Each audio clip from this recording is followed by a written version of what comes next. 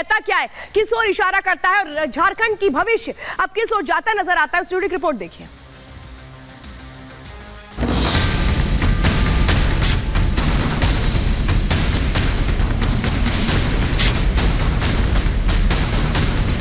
ये वो कागजात हैं जिन पर हेमंत सोरेन की गिरफ्तारी की एक एक वजह ईडी की तरफ से साफ तौर पर लिखी गई।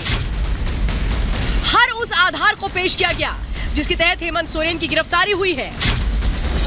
हर उस सबूत का जिक्र इन्हीं दस्तावेजों में है जिन्हें आधार बनाकर ईडी ने शिबू सोरेन के बेटे हेमंत सोरेन को गिरफ्तार किया। लेकिन यही वो कागजात हैं जिन पर अपने हाथों से हेमंत सोरेन ने खुद लिखा है। ये सुनिश्चित तरीके से दिन भर ये योजनाबद्ध तरीके से आए, समय काटे और उनको पता है कि शाम के वक्त कोर्ट कचहरी बंद हो जाता है और उन लोगों ने अपने योजना के अनुसार मुझे अरेस्ट करने का निर्णय हमें सुनाया। लेकिन झारखंड की ये सियासी कहानी यही पूरी नहीं होती, ये अधूरी है। एक तरफ जहां हेमंत सोरेन पर मनी लॉन्ड्रिंग का आरोप है तो वहीं उनकी पार्टी इसे महज सियासी ड्रामा बता रही है, इसे बीजेपी की साजिश करार दे रही है और चुनावों से जोड़ रही है।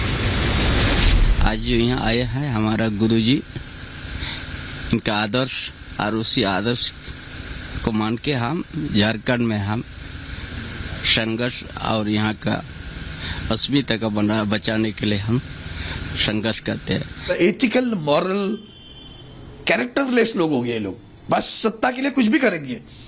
भाई सोरेन को अगर अटक हुई तो बात अलग है, अरेस्ट कर दिया, अब उसको पाबंदी मिली तो बाकी लोग है ना उनकी पार्टी के, बनेगी सरकार उनकी, बनाने नहीं देंगे। अब खरीदी का बाजार चलता होगा। ये साजिश सब जानते हैं, ये घिनौने साजिश बहुत पहले से रची गई थी।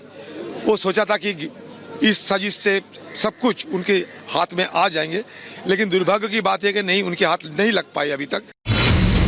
बीजेपी ने इन आरोपों पर दो टूक कहा कि जो भ्रष्टाचार करेगा उसे बख्शा नहीं जाएगा।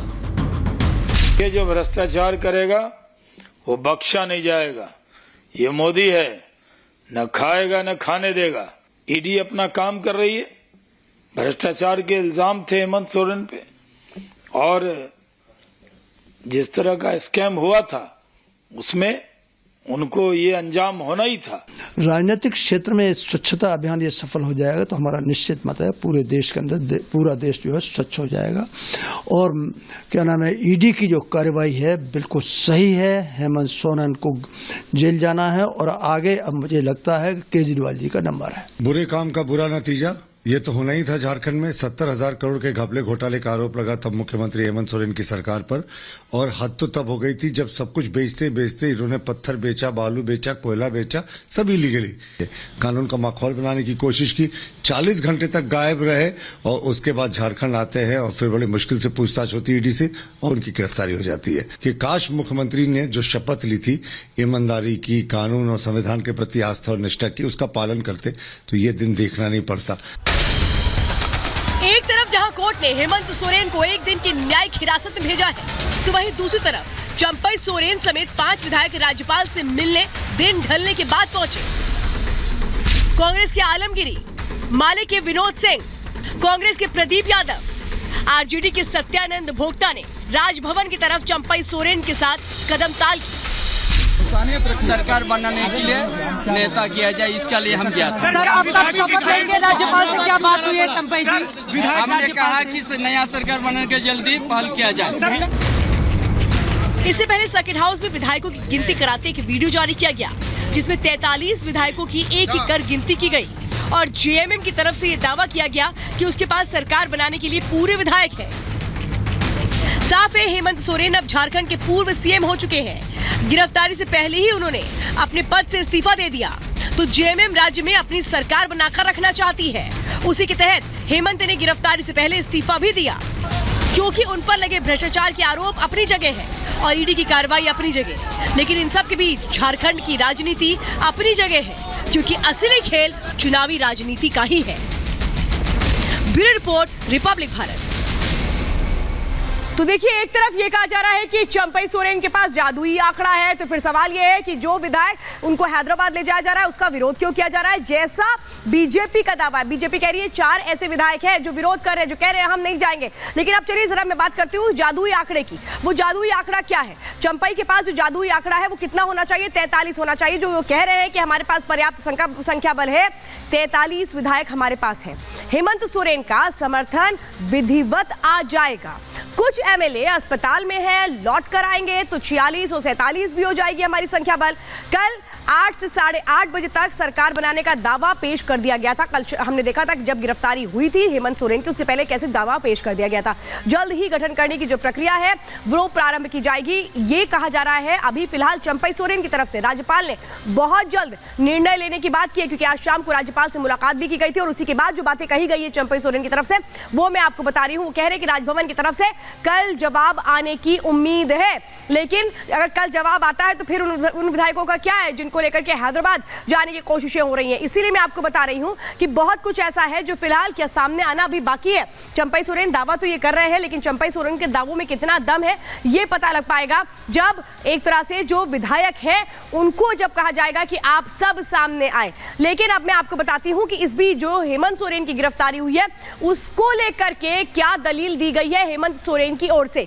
हेमंत सोरेन ने गिरफ्तारी को सीधे सीधे अवैध करार दिया है। वो कह रहे हैं गलत तरीके से गिरफ्तारी की गई है, राजभवन से अवैध रूप से हिरासत में ले लिया गया मुझे। ईडी की कार्रवाई राजनीतिक इशारे पर चल रही है, यानी ईडी राजनीतिक इशारे पर काम कर रही है, ये आरोप लगाया गया है।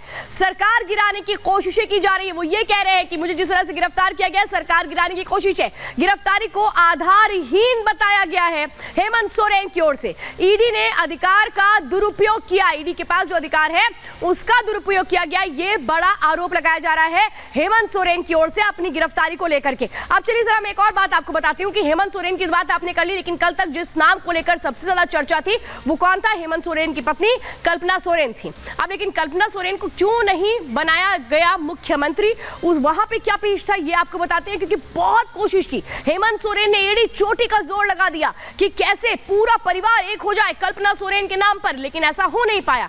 कल्पना के नाम पर सहमति क्यों नहीं बन पाई ये मैं आपको बताती हूँ। ये आप देख रहे हैं सीता सोरेन है। सीता सोरेन ने सबसे पहले कह दिया कि भाई मैं मुख्यमंत्री क्यों नहीं बन सकती हूँ, क्यों कल्पना सोरेन को मुख्यमंत्री बनाया जा रहा है। पहला जो विरोध था वो घर से ही शुरू हुआ था, परिवार में विरोध के सुर मुखर हुए तो ये समझ में आ गया हेमंत सोरेन को कि फिर राह आसान नहीं होगी। सीता सोरेन जो अभी तक खुल करके विरोध में नहीं थी वो खुल करके विरोध में सामने आ गई। कल्पना सोरेन का नाम सुनते ही गुस्से में भर गई वो।